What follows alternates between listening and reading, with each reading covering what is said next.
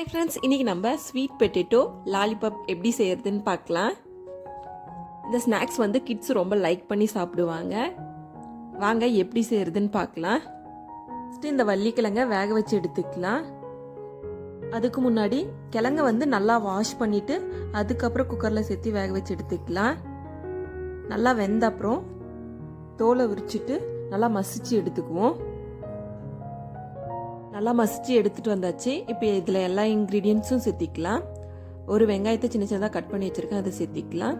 கொத்தமல்லி, மஞ்சள் தூள், மிளகாய் தூள், தேவைக்கேற்ப உப்பு, கரம் மசாலா, மிளகு தூள், 2 டேபிள் ஸ்பூன் கார்ன்ஃப்ளவர், கொஞ்சமாக பிரெட் க்ரம்ஸ், 1/4 டேபிள் ஸ்பூன் இஞ்சி பூண்டு விழுது. அவ்வளோதான். எல்லாமே நல்லா மிக்ஸ் பண்ணி எடுத்துக்கலாம். இந்த மாதிரி நல்லா மிக்ஸ் பண்ண அப்புறம் நம்ம சின்ன சின்ன பாலாக ஊற்றி எடுத்துக்கலாம்.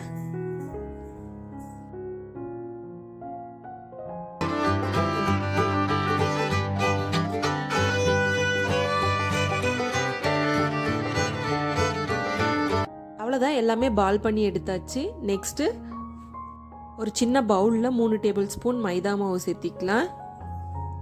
கூடவே கொஞ்சமாக தண்ணி சேர்த்து மிக்ஸ் பண்ணி வச்சுக்கலாம். எந்த கட்டிகளும் இல்லாமல் தண்ணி போல் மிக்ஸ் பண்ணி எடுத்துக்கலாம்.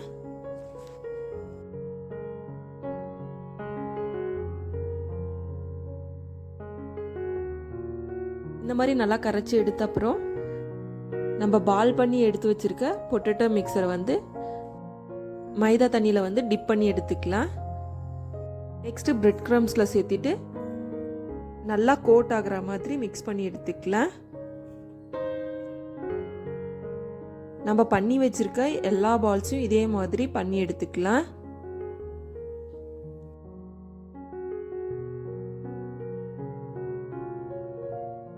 நெக்ஸ்ட்டு நம்ம ஆயிலில் பொரிச்சு எடுத்துக்கலாம். ஆயில் நல்லா சூடான அப்புறம் மீடியம் ஃப்ளேமில் வச்சு நம்ம பொரிச்சு எடுத்துக்கலாம். அவ்வளோதான். இதே மாதிரி நம்ம எல்லாத்தையுமே பொரிச்சு எடுத்துக்கலாம். அவ்வளோதான், நம்மளுடைய ஸ்வீட் பொட்டேட்டோ லாலிபாப் ரெடி. கண்டிப்பாக ட்ரை பண்ணி பாருங்கள், ரொம்ப நல்லா இருந்தது. தேங்க்ஸ் ஃபார் வாட்சிங். பாய் பாய்.